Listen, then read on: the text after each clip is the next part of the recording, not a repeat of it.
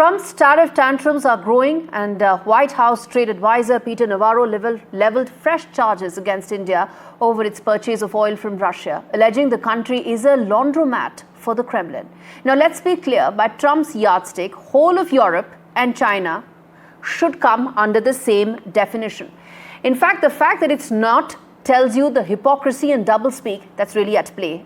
But viewers, tariffs is a two-way street. These tariffs are going to hit the American economy and as much as they will hit India. An American economist, Professor Kenneth Rogoff, joins me live to talk more about this and break this down for us in greater detail. Professor Rogoff, thanks so much for speaking to us and taking out the time.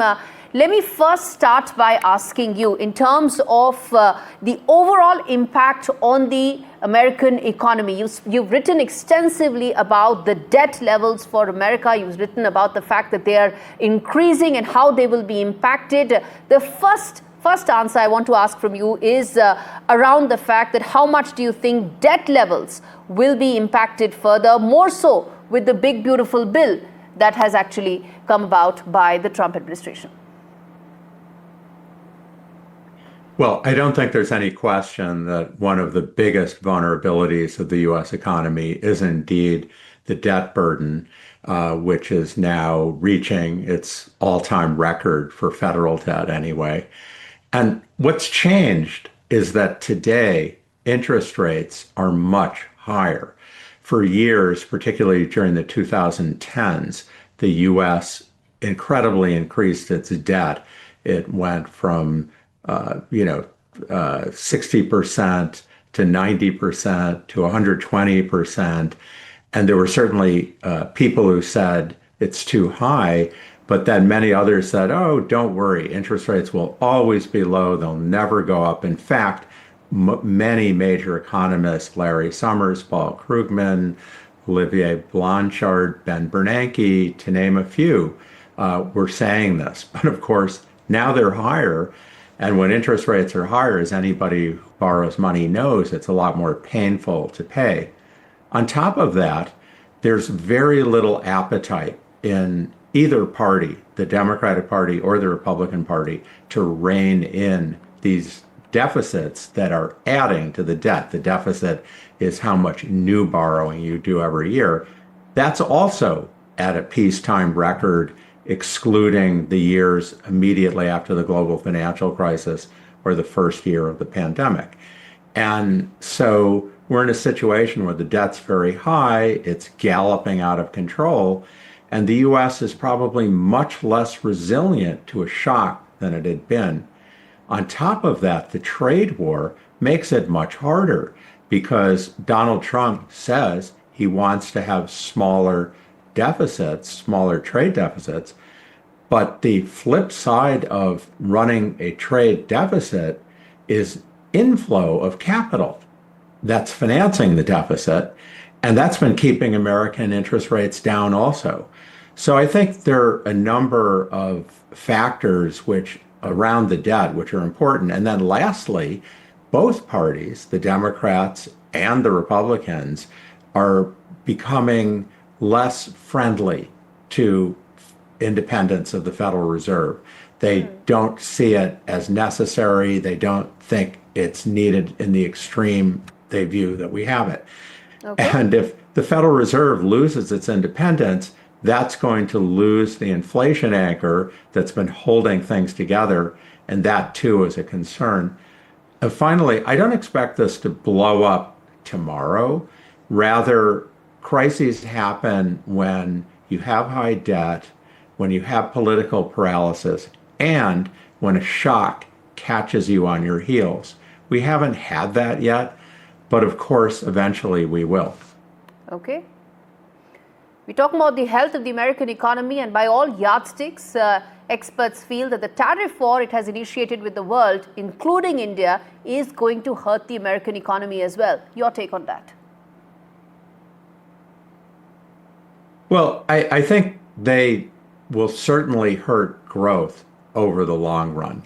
The U.S. economy has been the most successful economy in the world, and in large part we've done that through our openness to trade, our openness to people, our openness to ideas. And Donald Trump wants to create an economy which is more self-sufficient. He says that all the time. And you can't have an economy at the level of strength that the United States is with self-sufficiency. Now, the tariffs, if they stayed at 15%, are already an obstacle to growth. They will absolutely slow down U.S. growth over the long run, and they'll also raise interest rates. But the kind of tariffs, the punitive tariffs that Trump's talking about on India, which is our ally after all, to bring tariffs to 50%, those are very, very destructive. I assume he thinks he won't actually have to do it, but it's still a pretty brutal thing to threaten the Indian economy with. Of course, he's doing that to Brazil also, and he's threatened other economies with that. Those kind of tariffs, that kind of war is very, very destructive. It's going to be very destructive for the American economy itself. But let me then ask you about one thing that many economies like Brazil, like Russia, even China are talking about, which is de-dollarization. Is this the moment when the concept of de-dollarization will take a fillip? And how much do you think it's going to hurt the American economy? Well, absolutely. So de-dollarization or diversification away from the dollar, I don't think the dollar is going to disappear or anything's going to replace it, but there's diversification into other currencies, particularly euro, eventually the Chinese RMB, and frankly, cryptocurrency. And that diversification raises interest rates in the US. It makes it more difficult for the US to impose financial sanctions. If there's just one credit card company, say Visa, and Visa decides to cut you off, that's very damaging. But if there are other credit card companies like American Express and MasterCard, it doesn't matter so much. So as there's diversification away from the dollar, that's going to take that weapon away also. I think certainly the biggest concern for the United States would be that as countries conserve on their reserves, their holdings of treasury bills, and they will do that even if they don't substitute into other currencies. It's just less attractive. That also is going to raise interest rates. And coming back to the first issue we discussed, that's going to make the debt problem harder to resolve for the United States. If the debt problem becomes harder to resolve, it will impact American economy's growth, and by virtue, it will impact the world growth as well. Everybody around the world will be impacted if American economy slows down. How do you see world growth getting impacted if the debt problem that Donald Trump has himself started with the big beautiful bill is not addressed? Well, anytime there's a lot of volatility coming out of the United States, it's not good for anybody. And we saw this certainly during the 1970s, which was, I think, the closest analogy to what we're seeing today, where the U.S. had very high inflation and it was very destabilizing for the world. I think we're likely to go through a period over the next few years of much higher volatility in exchange rates, much higher volatility in interest rates.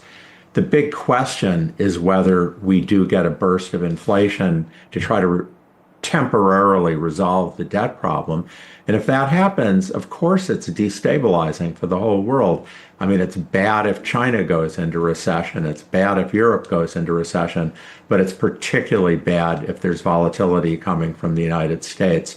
This may sort itself out eventually, but certainly the title of my book, Our Dollar, Your Problem, captures how hard it is for the rest of the world. It's also ironic because our dollar, when we have high inflation instability, it's our problem too in the United States. I agree that this is something that the world will get impacted by, but I have to ask you this. Many people have been thinking that how long do you think the elbow room for Trump administration actually exists? It's already been 6 months. He's made some drastic moves with regard to economic policies, big beautiful bill being one, tariff war being another. How far do you think he has this elbow room before finally somebody in the Oval Office will have to come back and say these economic policies are not working? How long do you think before that happens? I don't think the Trump administration is going to take so many measures to mitigate the adverse impact. They're confident that interest rates will go back to their level from the 2010s. Good luck with that. I mean, they might be right.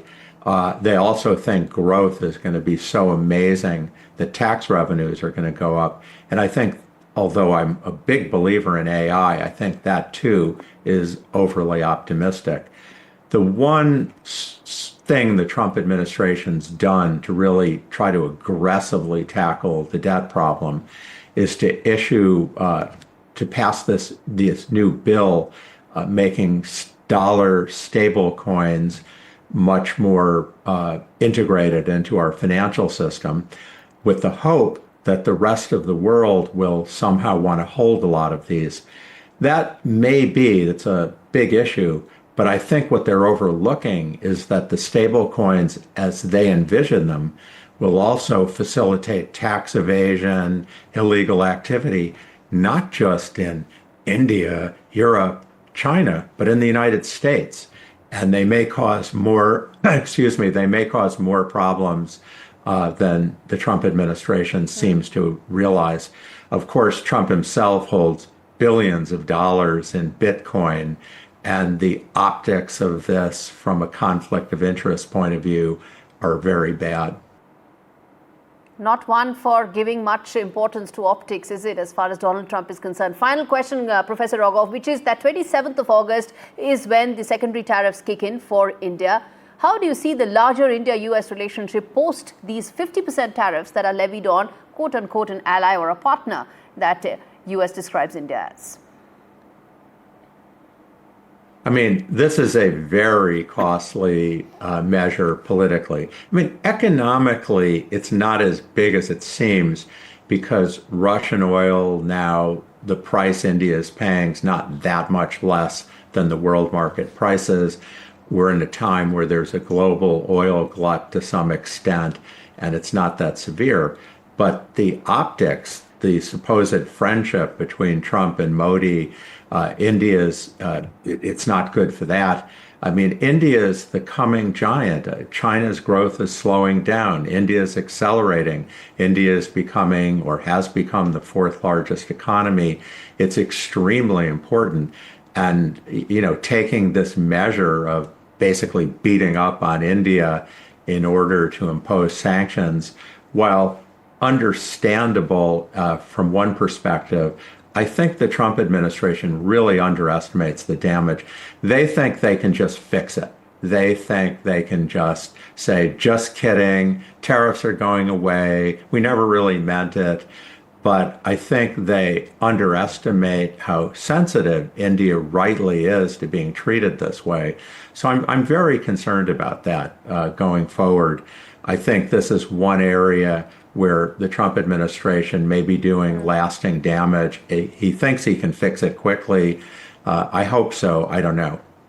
All right. We leave it there. Professor Rogoff, thanks so much for speaking to me on NDTV and for some of the points that you've made. Well, public memory most certainly is not short when it comes to relations, bilateral relations. We still haven't forgotten 1971. We are most certainly not going to forget the tariff war in 2025 that Donald Trump has started. Thank you so much for speaking to me on India Sense on NDTV.